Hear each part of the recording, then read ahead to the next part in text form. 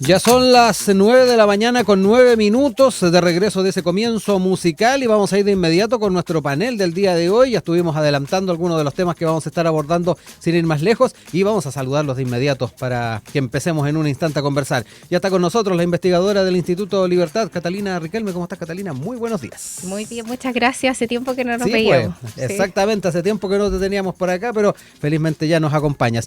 También saludamos a Ignacio Silva, director ejecutivo del Observatorio de Políticas Económicas OPES, que había estado con nosotros en conexión anteriormente, pero ahora ya nos acompaña también en el estudio. Bienvenido, Ignacio, gracias por acompañarnos. Bueno, buenos días, Rodrigo, Catalina, gracias por la invitación y feliz de estar acá también presencial. Encantado de conocer la radio. Exacto. Saca un poquito tu micrófono, Sí. Ignacio, para que ahí también te escuchemos un poquito. Eso, perfecto, un poquito mejor. Bueno, vamos a ir de inmediato con los temas que tenemos propuestos el día de hoy. Y bueno, estuvimos siguiendo durante estos últimos minutos la recepción por parte del presidente Gabriel Boric del informe de la Comisión de Paz y Entendimiento. De hecho, estuvieron ahí sus copresidentes, Alfredo Moreno, el ex canciller, también el senador por la Araucanía, Francisco Huenchumilla, quienes estuvieron también haciendo uso de la palabra, además de entregar este documento. Moreno, por ejemplo, planteó que se trataba de un acuerdo concreto y realizable. Es un camino perfecto. Este es un camino perfecto. No, dijo, este es el inicio de un largo trabajo para superar la dura realidad que vivimos hoy. La paz es posible y comienza hoy con todos nosotros. Huenchumilla, en tanto, dio cuenta de lo que ha sido desde su perspectiva participar en otros procesos. He tenido oportunidad de participar en muchas comisiones y como presidente de también la instancia que fue generando la ley indígena en su momento, pero dijo, esta comisión tiene una naturaleza diferente, paritaria en muchos aspectos. Las anteriores tuvieron como objetivo hacer diagnósticos, esta tenía como objetivo hacer una negociación, y en ese sentido planteó, al alero de lo que es la ley vigente, el convenio 169, fuimos construyendo una nueva arquitectura institucional para encarar este tema. Estamos entregando solemnemente este trabajo hecho por 8 ciudadanos que actuamos de manera voluntaria. Detrás de esto están historias y dolores. Nuestra obligación es conocer la historia de Chile, y dio cuenta entonces de cada uno de estos procesos. Ahora le toca a quienes conducen el Estado la responsabilidad de dejarlo en un cajón por ahí o poner todo el empeño para sacarlo adelante es del Estado. En tanto, el presidente Boric dijo que en las próximas semanas daremos cuenta de cómo proceder. Aquí hay propuestas de solución y hoy se nos traspasa una responsabilidad. Lo responsable es estudiarlo y valorarlo. Es parte de lo que se señaló en esta ceremonia solemne, como se decía, por los quienes participaron en ella, pero es bien importante ir analizando antes de que tengamos el contenido completo. Extrañamente, les decía yo, no se filtró demasiado, que generalmente nos pasa últimamente cuando hay propuestas de este tipo, y han habido algunos apuntes, y particularmente me quiero quedar desde la perspectiva de lo que va a implicar para el Estado en el tema de entrega de tierras, en montos, y quien hizo algunos apuntes el día de ayer fue el ministro de Hacienda, Mario Marcel. Precisó que lo que propone la comisión particularmente son mecanismos específicos que permiten que, aun siendo un esfuerzo fiscal significativo, se pueda distribuir en el tiempo, en plazos relativamente largos, con lo que pueda ser absorbido dentro del manejo de las finanzas públicas. Esa parte de las posibilidades y las opciones que se van abriendo. Y quiero tomar algo que publicó el Mostrador el día de hoy, donde se conversó con 2 dirigentes políticos que conocieron el texto, y se señala que el informe final presenta un capítulo con recomendaciones para modificar las limitaciones al uso y la propiedad de tierras indígenas. Hasta hoy existe una limitación a la venta, arriendo, permuta y uso como instrumentos de garantía bancaria de la tierra indígena. Esto va en contra de acuerdos que son realmente mandatorios en el concierto internacional, y lo que se propone es eliminar una serie de requisitos engorrosos para poder hacer alguna de estas actividades con los terrenos, y se puede hacer como un inmueble. Es parte de lo que dice esta fuente a la que alude el Mostrador. De acuerdo con lo que explican quienes conocen el texto, en relación con las restricciones a los derechos sobre propiedad de terrenos, señalan que existe en la ley indígena un mecanismo de desafectación de tierras indígenas que permite la venta. Sin embargo, se sostiene que los funcionarios encargados no aplican este mecanismo, lo que limita la capacidad de las comunidades indígenas para decidir sobre sus tierras. También se propone simplificar trámites para la desafectación de tierras, facilitando así el acceso al mercado. Explican que hoy los arriendos son posibles solamente por 5 años, lo que limita las posibilidades de su utilización comercial. Otro punto que estaría en este documento, que todavía no tenemos acceso completo, es un cambio en el sistema de compras de tierras y entrega de estas por parte de la CONADI como indemnización, permitiendo a las comunidades mapuches adquirir no solo predios, sino también la adquisición de equipamiento e infraestructura, un monto de dinero que sea equivalente, con la idea que las familias puedan desarrollar actividades productivas. También se explica al alero de la comisión que entre las alternativas, e insisto, es un texto que da cuenta del mostrador de gente que conoció el informe, entre las alternativas propuestas en torno a alquiler y venta de terrenos de propiedad de las comunidades mapuches se incluye la posibilidad de arrendar tierras por 25 años, lo que permitiría alianzas productivas que hasta el día de hoy no se pueden hacer. También se plantea que los miembros de comunidades se puedan solicitar un terreno para uso individual o de una familia pequeña para desarrollar actividades que no se alineen necesariamente con proyectos grupales. Es parte de lo que se ha podido ir conociendo, que se han dado a conocer al menos en algunas notas, en este caso en el mostrador, y que quiero conversar ya con ustedes para entrar en materia. Catalina, tu apreciación de los alcances de este informe, pero particularmente lo que se ha podido ir conociendo, lo escaso, pero que de alguna manera nos permite comprender por dónde va el camino. Sí, en relación con lo que está pasando con esta comisión, Chile yo creo que tiene una larga data y principalmente desde el retorno de la democracia respecto de que diversos gobiernos, yo diría que todo en su mayoría, de hecho yo tengo un artículo publicado que habla de todas las políticas públicas que se hicieron en materia indígena y cómo el Estado en diversos gobiernos ha sido incapaz de poder comprender las tensiones que se dan hoy día entre el pueblo mapuche y el Estado. Y yo creo que ahí hoy día se toca un tema muy importante que se habla del entendimiento. Y el entendimiento pasa por comprender el conflicto en su totalidad. Y te pongo un ejemplo a propósito del tema de las tierras. Hoy día, cuando los pueblos originarios pueden acceder a la compra de tierras mediante las medidas de reparación que se ejercen a través de la CONADI, por ejemplo, una familia que es de origen mapuche, ¿cierto? Vive en Nueva Imperial, se le ofrece la compra de terrenos, pero en una localidad muy diferente que es, por ejemplo, Lonquimay, Araucanía andina, donde en invierno tú tienes por lo menos 3 metros de nieve, entonces donde las posibilidades y también del arraigo que tienen las personas, tú sabes que el pueblo mapuche tiene un tema muy particular con la cosmovisión y con cómo se ve el territorio. Por lo tanto, si tú no consideras este entendimiento a nivel global desde el aspecto de la cosmovisión, desde cómo ellos entienden su relación con la tierra, por ejemplo, y por eso es tan importante el tema acá de la propiedad y del rediseño institucional, para poder en definitiva crear políticas públicas desde el entendimiento.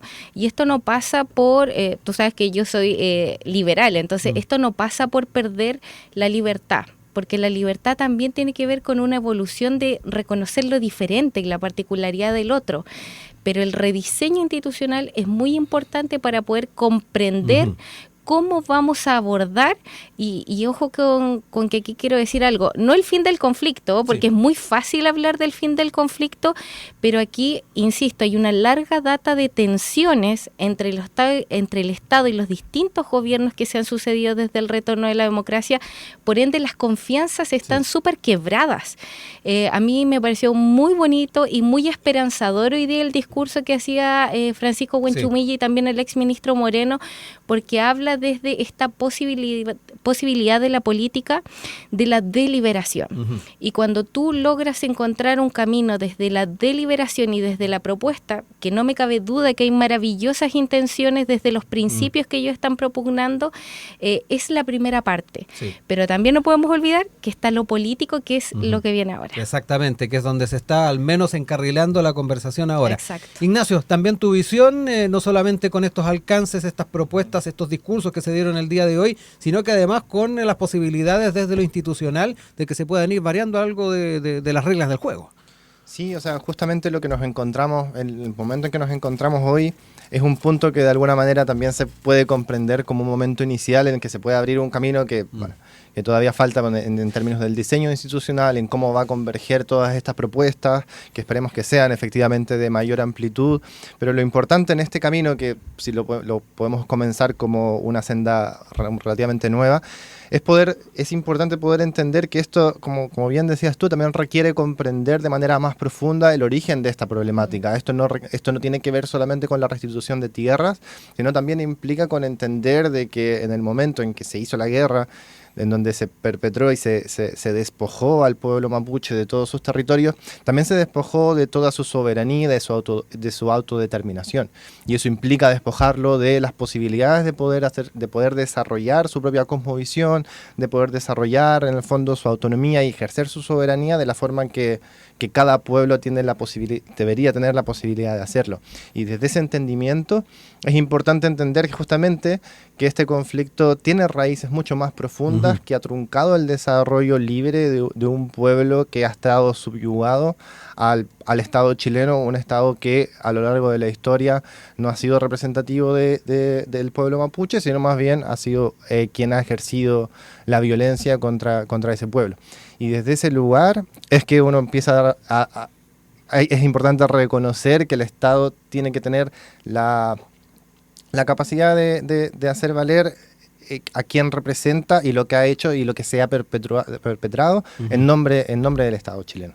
Y desde ese lugar es importante comenzar este camino que efectivamente sea más profundo, que sea más amplio y que permita comprender la restitución de tierra con todas las libertades que eso requiere para quien puedan ejercer el derecho del uso, pero también entendiendo estas raíces más profundas que implican el desarrollo más libre del pueblo mapuche. Sí, Catalina, ahí alude Ignacio al tema de ir comprendiendo también estos procesos históricos, lo deslizabas tú también, y de alguna manera quedó también en el discurso que daba Francisco Huenchumilla, el tema de conocer también cuáles han sido estas trayectorias, esta historia, lo decías, que detrás de esto están historias y hay dolores también.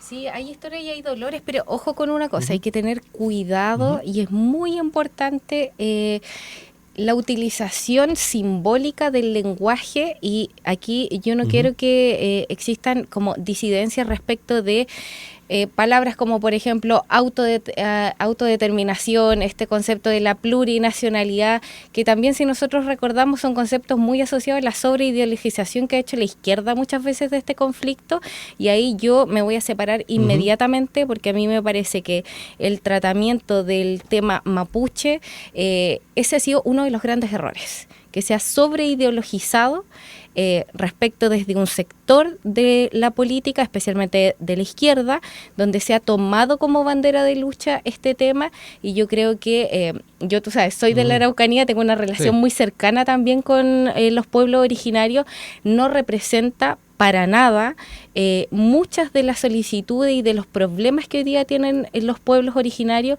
y en ese sentido, por eso vuelvo a lo mismo.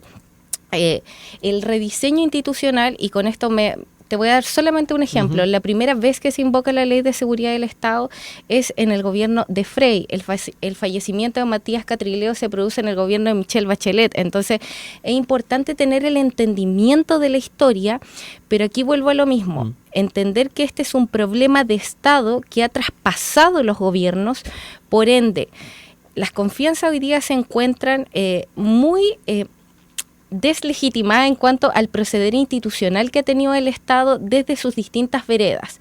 Por eso vuelvo a lo mismo, a mí me parece que hoy día lo que hace la comisión es una declaración de muy buenas intenciones, pero me gusta que utilicen la vía institucional desde el Estado de Derecho, tomando en cuenta la institucionalidad que hoy día tenemos, como por ejemplo, ley indígena, sí, está más o menos mal, hay que rediseñarla, pero dentro del marco de lo que tenemos, porque además eso es considerar que Chile hoy día en el proceso de toma de decisión a lo largo de su historia ha sido gradual. Chile no es un país que le gusten los cambios bruscos o de un rato para otro. El rediseño y la toma de decisiones se hace de manera procedimental y de manera gradual, y esa es una característica de nuestro país y es algo que le gusta más a las personas y a los ciudadanos. Por ende, cualquier cambio brusco, como por ejemplo lo que se proponía en la primera convención constitucional, de la cual yo fui asesora y conozco muy bien lo que pasó ahí, donde no se permitía la deliberación porque se impuso cierta ideología, por decirlo de alguna manera. La gente dijo que no, y después por otro lado también dijeron que no igual. Entonces eso nos demuestra que hay que tener gradualidad en los procesos, pero ojo, no sobreideologicemos un tema que es muy delicado para nuestro país y que, como decía hoy día acá, las personas que estaban en la comisión, invita a la paz. Pero la paz hay que hacerla debidamente y con mucho cuidado, y sobre todo con el uso del lenguaje que nosotros realizamos. Sí, ahí también va muy en la línea de lo que también plantea Alfredo Moreno en esta conversación que había tenido con Tele 13. De alguna manera defendió el trabajo, esto de octubrista no tiene nada, a propósito de ciertas opiniones que habían, ni se menciona la plurinacionalidad, no hay un sistema judicial diferencial, no hay autonomía territorial, lo único que hay es la situación hoy día, esto entendemos que hay que hacer y que esto ayudaría a que el conflicto disminuya. Ignacio, me quedo contigo también para saber tus apreciaciones respecto a lo que tiene que ver con esta historia y particularmente la manera en que se van estructurando estas soluciones, estas medidas. Ahí hablaba, sin ir más lejos, Catalina, de ir viendo esta gradualidad que de alguna manera desde la ciudadanía en los procesos eleccionarios han dejado entrever. Sí, bueno, me parece súper interesante y como fundamental, como lo que hablabas, como de poner en tema también lo que es la ideología y entender en el fondo esto sobre ideologización la determinación de la ideología. A mí, en lo personal, no me parece que esté mal hablar de ideología y justamente eso es a lo que lo que deberíamos llegar en cuando queremos hablar esto con mayor profundidad. El despojo del pueblo, de las tierras del pueblo mapuche tiene que ver con una guerra con un genocidio al pueblo mapuche que no solo fue el despojo de tierra, sino que justamente posterior es el despojo de toda su identidad y todo este proceso mal llamado de la chilenización. El forzar a un pueblo a sumarse a una cosmovisión. Y desde esa proliferación y la consolidación de este Estado nacional, también construye toda la institucionalidad. Negar que esa institucionalidad tiene un componente ideológico es finalmente querer imponer una forma, una cosmovisión, una institucionalidad a otros pueblos que no necesariamente están en la misma línea. Y eso justamente es lo peligroso, porque finalmente a lo que llegamos es querer sumar a otras personas, a otros pueblos, a unas normas, a una forma de entender el mundo y a unas soluciones que vienen de esa institucionalidad que justamente va a estar reducida y sesgada para un sector que justamente es como se ha constituido el Estado-Nación que conocemos hoy. Y entonces a eso es lo que voy. A mí me parece fundamental, si en verdad lo que queremos llegar como país es avanzar en la paz, es importante que podamos comprender esto y que podamos también establecer un diálogo más honesto, que finalmente también comprendamos que sí, la ideología está presente y es natural, es parte de la construcción social, es parte de nuestra institucionalidad. El Estado-Nación chileno de hoy se constituye en base a una ideología clara. Y sobre esa discusión es la que finalmente nos puede llevar a poder avanzar en una paz que sea efectivamente más de largo plazo. Si las reglas se siguen poniendo bajo un mismo marco y bajo las mismas normas, hay gente que va a quedar postergada, hay pueblos que van a quedar postergados y eso implica no necesariamente una paz de largo plazo.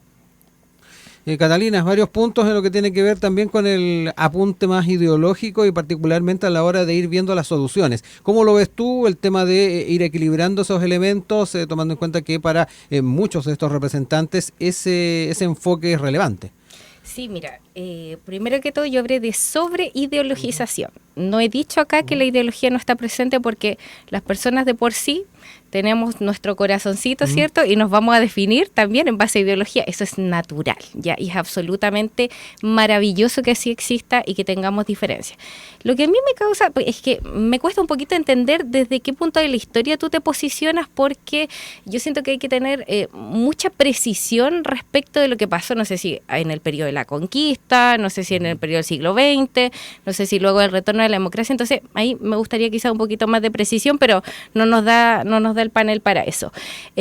Lo que sí me preocupa es si desde el punto de vista de que tú reconoces que hay una ideología presente, me gustaría que fueras claro y dijeras a cuál te refieres, porque si es lo que yo estoy pensando que es, entonces a lo mejor tú estarías justificando la apología un poco de la violencia y de la reivindicación territorial que hace, por ejemplo, hoy día la CAM. No lo sé, porque para ellos, por ejemplo, es legítimo el uso de la violencia en formas de reivindicaciones de territorio.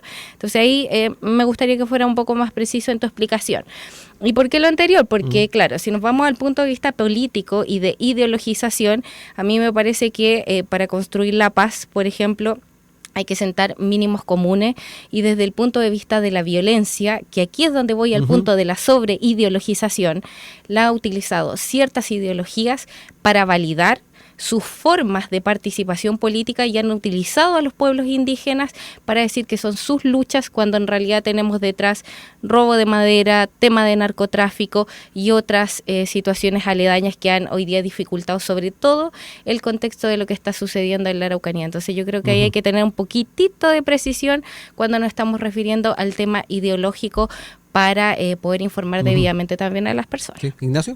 Sí, o sea, justo me parece importante es tener ese tipo de precisiones. O sea, a ver, lo que hoy día yo estoy hablando respecto de la Constitución del Estado-Nación chileno es la guerra que se perpetró entre 1850 y 1880, en el cual se militarizó la Araucanía y se despojó de las tierras.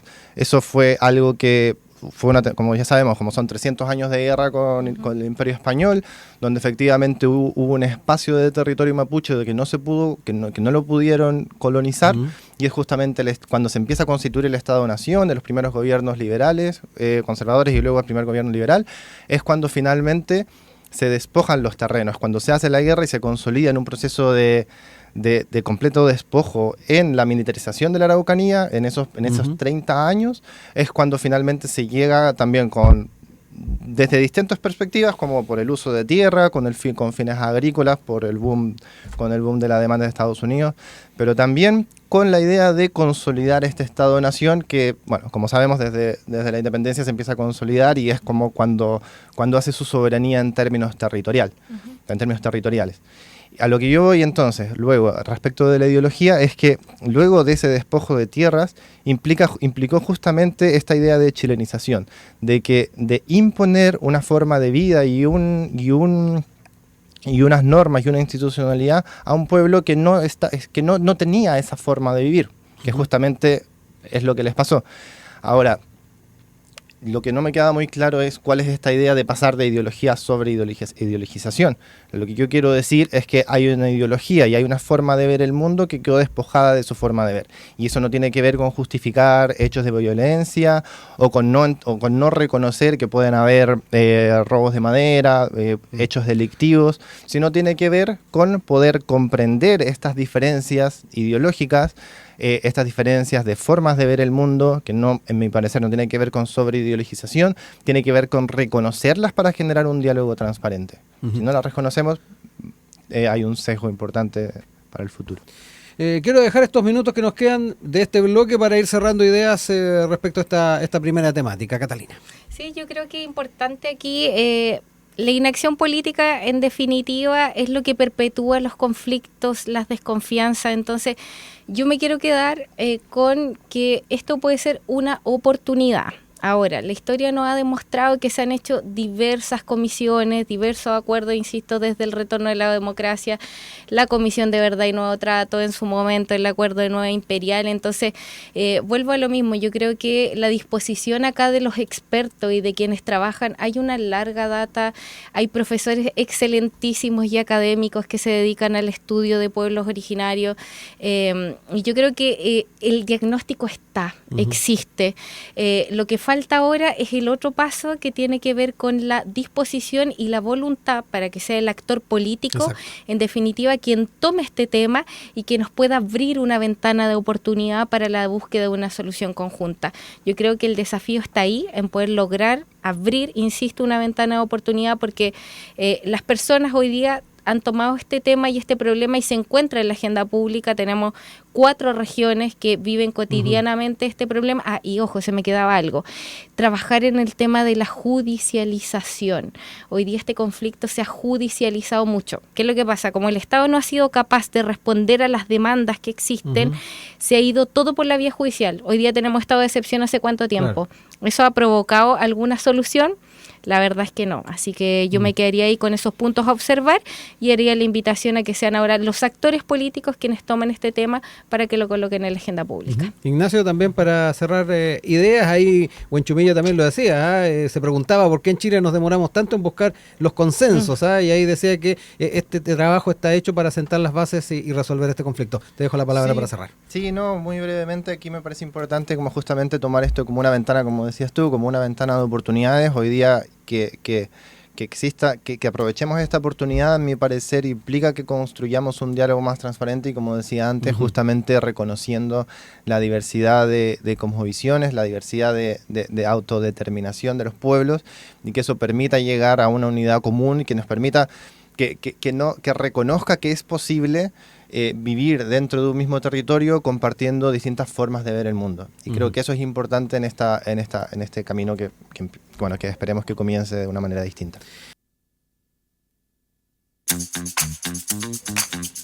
Ya son las 9 de la mañana con 36 minutos. Seguimos con nuestro panel de hoy junto a Ignacio Silva, director ejecutivo del Observatorio de Políticas Económicas OPES, y con Catalina Riquelme, investigadora del Instituto Libertad. Nos vamos a quedar con el debate respecto a este acuerdo Codelco-SQM que, recordemos, en su momento planteó su revisión la candidata presidencial Evelyn Matei, y durante estos últimos días también ha hecho un apunte similar Janet Jara, obviamente con una línea y objetivos absolutamente distintos. En ese sentido, y tomando en cuenta de que se ha estado haciendo presente en la agenda pública, han habido visiones también en medios de comunicación respecto a la pertinencia de este acuerdo, y particularmente me quiero quedar con lo que aparecía en La Tercera el día de ayer, en una columna de Germán González. Él es coordinador de macroeconómico de Clapes UC, que además de entregar distintos argumentos, señaló que el acuerdo en el que están avanzando Codelco y SQM genera mejores condiciones para el Estado que las actualmente vigentes, permite evitar la interrupción del suministro y mantener en Chile el control de una materia prima crítica. Con todo, el proceso se debe realizar con la mayor transparencia posible para garantizar su legitimidad y el mayor beneficio para el país. Ahí da cuenta de distintos argumentos, pero esto es importante verlo en el contexto en que se plantea, donde al menos con estas miradas de revisión ya se genera algún tipo de inquietud de lo que pueda pasar en próximos periodos respecto a este proyecto. Ha habido defensa desde el Ejecutivo, obviamente, pero quiero entrar en este tema porque me da la impresión de que va a estar presente en la discusión presidencial de aquí en adelante. Ignacio, parto contigo para que miremos un poquito también desde tu perspectiva, no solamente el tenor que han tenido estas declaraciones de las candidatas presidenciales, sino que además la pertinencia de poder revisarlo, que ese es un tema no menor. Sí, bueno, justamente se ha tomado un poco el debate en los últimos días y bueno, es de esperar que todos los candidatos presidenciales también empiezan a comentar sobre este acuerdo, y justamente hay varios puntos que me parecen importantes, justamente de la institucionalidad. Cuando hoy día estábamos hablando de institucionalidad, y ahora también se hace relevante mencionarlo en términos de lo que significa este acuerdo y lo que significa también continuar dar la credibilidad de que con el Estado se pueden hacer acuerdos. Y desde ese lugar, bueno, es importante mantenerlos, porque también es importante entender la posibilidad y la potencialidad que puede tener este acuerdo en el largo plazo. Justamente este acuerdo promueve la explotación conjunta y le permite al fisco no solamente tener más ingresos, lo que se constituye como algo fundamental en estos tiempos donde hay presiones fiscales de diversas aristas, sino también entender que la capacidad de producir es necesaria en términos de compartir las capacidades tecnológicas que poseen los actores privados, en este caso SQM, y que en el fondo permite entonces hacer parte al Estado, aprovechando también las capacidades que tienen, y eso es como se ha promovido y como se está haciendo en gran parte del mundo en estas asociaciones público-privadas. Y por último, también me parece importante en la posibilidad de que el Estado pueda ser parte de manera progresiva, pero ser parte porque también impone, involucra también su visión con una perspectiva más de largo plazo. La asociación público-privada es útil porque por el lado privado tienen capacidades tecnológicas y por el lado público pueden orientar una visión de más de largo plazo que muchas veces las empresas privadas no necesariamente tienen.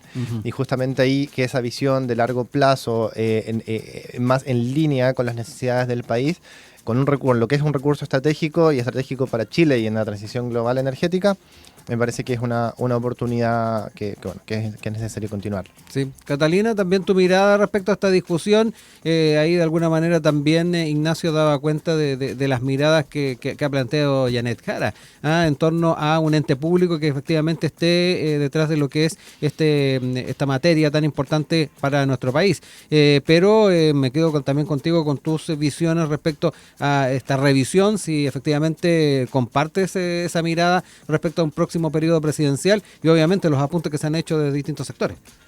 Sí, desde el punto de vista de la toma de decisiones, yo creo que en este punto hay que ser clave en la diferenciación de decisiones técnicas, decisiones políticas y decisiones económicas. Lamentablemente esto aparece en un momento de elecciones y yo creo que ahí la experiencia comparada nos dice que hay que tener mucho cuidado con tomar este tipo de decisiones justamente en periodos electorales porque nosotros también tenemos una visión hacia el mundo, cómo nos ven ciertos otros países y también cómo nos ven los inversionistas. Entonces en ese sentido yo creo que deberíamos tratar de disipar lo político de lo económico y tratar de promocionar a Chile sobre todo en materia de las confianzas. Yo creo que eso es muy importante y posicionarnos sobre todo en una materia como el litio porque también estamos compitiendo con gigantes, titanes, China, Estados Unidos, a propósito de lo que está pasando, ¿cierto? Con todo lo que está haciendo Trump en materia económica. Entonces yo creo que nuestra visión hacia el mundo, Chile además es un país que depende mucho de la política exterior. Entonces esa visión de confianza hacia nosotros yo creo que es lo que tendría que primar en este escenario. Ignacio, también apunte respecto a las implicancias que tiene la señal que damos hacia afuera, que es algo que también nos deja entrever Catalina. Sí, a ver, o sea, sí, es importante como construir confianzas, como decías, construir confianzas hacia el mundo, entender de que en el fondo si alguien quiere invertir acá, puede tener el resguardo de que se puede hacer bien. Y eso es básicamente igual como se ha hecho. Naturalmente el proceso reciente de desarrollo económico chileno se ha basado en esa apertura, en generar confianza, generar una institucionalidad que cubra eso. Y la verdad es que eso en esos términos ha sido bastante exitoso. O sea, uno ve la cantidad de inversión extranjera directa que ha llegado a Chile, es enormemente superior al promedio de la OECD, el promedio de Latinoamérica, a las exportaciones que se han consolidado, los tratados de libre comercio. Ahora bien, esa es la mejor manera de insertarnos, creo que eso es lo que se puede poner en discusión y eso es lo que justamente podría permitir empezar a discutir que el Estado forme parte de este acuerdo. Nosotros, en la nación Chile como país, hoy día yo no tengo tan claro que efectivamente esté compitiendo con gigantes porque básicamente seguimos, hasta ahora seguimos incorporándonos en la misma lógica subyugada a la tecnología extranjera para la provisión de materias primas. La participación del Estado justamente nos podría comenzar a pensar en que podamos participar en el largo plazo en cadenas de valor un poco más elevadas, porque justamente el litio hoy, las exportaciones de litio son básicamente en casi su totalidad en la salmuera, en su proceso más básico y justamente en las etapas más avanzadas, hidróxido de carbonato de litio, justamente cuando empiezan a aparecer China y ahí la participación de Chile está prácticamente ausente. Catalina, quedémonos un poquito también con esta señal. ¿Cuántas garantías hay al alero de una empresa estatal, por ejemplo, un ente estatal, de poder ir saldando esas deudas que han estado presentes en distintas materias primas? Ahí Ignacio daba cuenta de cuál ha sido efectivamente la realidad de nuestro país y dar ese salto en lo que tiene que ver con el valor agregado. ¿Cómo lo ves tú en general? Yo creo que se mencionó algo súper importante que es la permanencia de la alianza público-privada, porque el Estado Estado por sí solo no puede cubrir estas materias, ¿ya? Y ahí yo creo que también tocamos un punto ideológico, Sí. claramente y Y que ha absolutamente. estado marcando la discusión además al alero de la claro, presidencial. porque la izquierda dice que como SQM está en este acuerdo y la derecha también por otro lado dice que hay que revisar los acuerdos. Yo creo que por un tema de transparencia, de accountability, siempre va a ser muy importante la fiscalización y que se verifiquen los acuerdos y que sobre todo estén a disposición de la ciudadanía. Ahora, ¿cuántos de los ciudadanos revisan realmente todas estas políticas? Es otro punto, pero el sentido que tiene es la transparencia. Y yo creo que eso es lo que tiene que primar. Yo no encontraría como algo dispar entre que se pida que haya transparencia en el proceso. Creo que es absolutamente necesario. Y además porque esta alianza se ha ido perpetuando. Se habla aquí del tema de por qué no se licitó, pero también Chile como Estado tiene que pensar que cuánto le cuesta, ¿no? Y ahí los economistas tendrán las cifras. Yo leía lo que decía ahí en la columna, entre 7.000 y 13.000 millones de dólares podría costar si es que se cambiara la empresa. Entonces, eso es importante para el desarrollo de nuestro país. Entonces, yo creo que lo que no tiene que pasar es tomar la discusión del litio como un objeto político, porque eso va a incrementar la incertidumbre jurídica y va a perjudicar la competitividad internacional, sino más bien yo creo que cómo podemos potenciar este tipo de alianza y, insisto, y tener una visión más exitosa para Chile en esta materia. Sí, ahí da cuenta también, Catalina, de las implicancias que tendría en montos, en momentos donde además el tema del gasto fiscal está obviamente en el ojo del huracán. ¿Cómo ves también esos aspectos, Ignacio? Y particularmente el ir viendo estas alianzas público-privadas que han estado presentes además en muchas de los desarrollos que se realizan a nivel país y que de alguna manera en los enfoques que se han estado dando, al menos en la discusión política, pareciera que podrían tener algún tipo de cambio, no sé. Sí, justamente, a ver, como me parece importante también como enmarcar los procesos y las decisiones dentro de los contextos en particular. Por ejemplo, justamente como el Estado puede hacerlo solo, bueno, ahí puede haber una discusión. Codelco es un caso exitoso de cómo ha podido desarrollar una empresa que ha sido el sostén fiscal de gran parte de los últimos 50 años. El sueldo de Chile, como le dicen. Claro, y me parece que todo ese proceso ha sido sumamente exitoso y hoy día hablar de que una empresa estatal no tiene esa capacidad, lo que tenemos hoy día es justamente pero también hay que ver la estructura corporativa que tiene Codelco, entonces también ahí hay que analizarlo en profundidad. No, sí, pero son cosas que siempre se pueden hacer. No podemos pensar también que que una empresa solo por el mero hecho de ser privada tiene la capacidad institucional de hacerlo de manera exitosa. Hay empresas que fracasan y eso también le puede pasar al Estado. La transparencia me parece que es algo transversal a cualquier proceso privado o público y avanzar en la transparencia del Estado es algo fundamental. Justamente porque el Estado es, en principio, quien representa los intereses de la nación, lo que no necesariamente, y se reconoce desde su nacimiento, cualquier empresa privada que defiende intereses privados. Entonces la transparencia debe ser algo estandarizado y transversal, y la asociación público-privada hoy en el contexto del litio se enmarca dentro de un momento en el que el litio cobra relevancia, en el que el Estado necesita ser parte, ya como decíamos, por los ingresos fiscales. Existía una licitación asignada a SQM y la posibilidad de hacerlo parte hoy en este contexto, resultaba justamente una oportunidad y que empieza a sentar bases de que justamente es una buena manera de hacer las cosas. ¿Es cuestionable SQM a propósito que también se puso sobre la mesa? Bueno, naturalmente si basta a la hora de proyectar obviamente un desarrollo de estas características en el litio.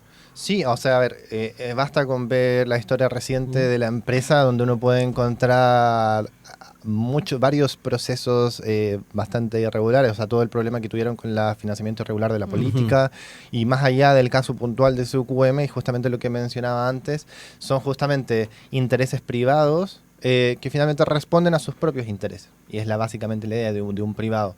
El caso de SQM no es algo puntual, es algo transversal en un proceso donde los poderes económicos tienen justamente una concentración demasiado grande de poder, y por lo tanto determinan las reglas del juego.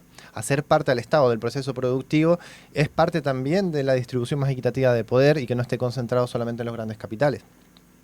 ¿Catalina? Es que ese es el problema de la izquierda, que quiere tener el control total y eso perjudica en definitiva la libertad económica y muchas veces las competencias. Yo creo que la excesiva burocratización que existe, no solamente en materia del litio, ya, sino en distintos temas asociados al desarrollo, por ejemplo, de temas ambientales.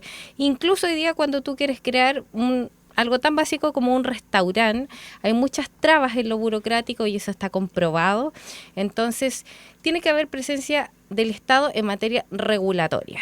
Pero que el Estado tenga un control total de cómo debiesen hacerse las cosas, a mí me parece que yo, al menos como ciudadano, no estoy dispuesta a que el Estado me diga cómo se tienen o no se tienen que hacer las cosas, porque yo creo que uno tiene la libertad individual de poder tomar sus propias decisiones. Y aquí yo no creo que tenga que haber un tema antagónico de que el privado evidentemente va a obedecer a sus intereses. Y ¿cuál es el problema de eso? Ya aquí el Estado, lo que tenemos que velar nosotros es porque la regulación que exista sea de manera eficaz.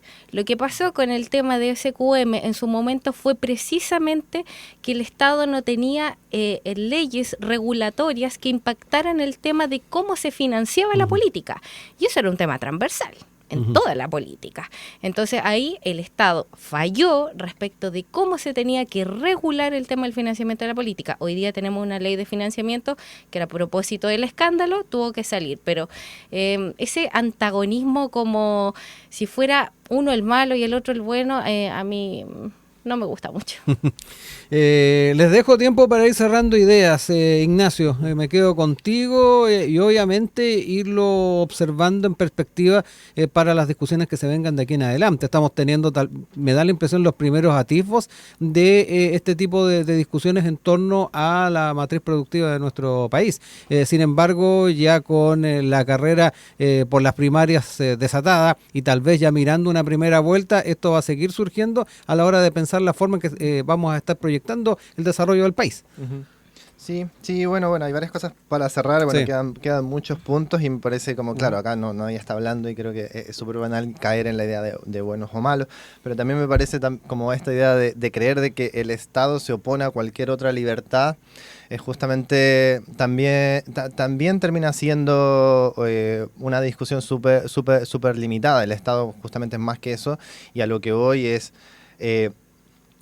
los privados defienden intereses privados y eso en principio no está mal. Todos tal vez podemos defender nuestros propios intereses y todos apuntamos a poder tener libertad para nuestro desarrollo personal. El problema, a lo que yo veo y que se ha evidenciado en gran parte de las sociedades que han seguido este modelo económico, es justamente la concentración del capital. Y es justamente eso lo que limita la libertad, porque al final... se ha observado, y eso no solamente cae para Chile, pero está bastante registrado cómo el capitalismo moderno finalmente lo que ha hecho es aumentar la desigualdad a partir de una concentración del capital, y eso justamente tiene esta mayor concentración, tiene limitaciones para el resto de la ciudadanía en términos de cómo esta concentración limita el poder político más soberano. Y por eso, a mí me parece importante revisar eso y por eso es importante que el Estado esté presente en términos, y como decías tú, en términos de regulación, en términos de limitar esto. En el caso del litio, justamente hacerlo parte implica poder incorporar una visión más soberana y de largo plazo en un recurso estratégico como lo es el litio. Catalina, para cerrar el panel de hoy. Sí, yo solamente me quedaría con un concepto de que el desarrollo evidentemente tiene que ser un desarrollo sostenible. Y yo creo que Chile en ese sentido, en su política exterior, en su política económica, ha tenido un rol muy importante en esta promoción y en estas alianzas público-privadas. Basta ver cuando el presidente, cierto, sale del país o se va a giras internacionales, está apoyado por los gremios, cierto, grandes económicos, porque se entiende que tiene que haber un asesoramiento también en materia económica, y yo creo que eso es muy saludable y muy positivo para el país.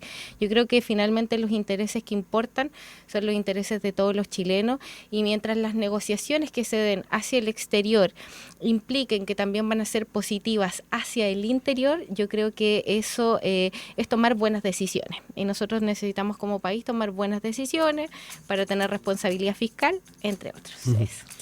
No me queda más que agradecerles, Ignacio Silva, Catalina Riquelme, quienes han estado con nosotros en el panel del día de hoy. Un gusto como siempre y nos reencontramos Muchas gracias. nuevamente Muchas más gracias. adelante. Un abrazo.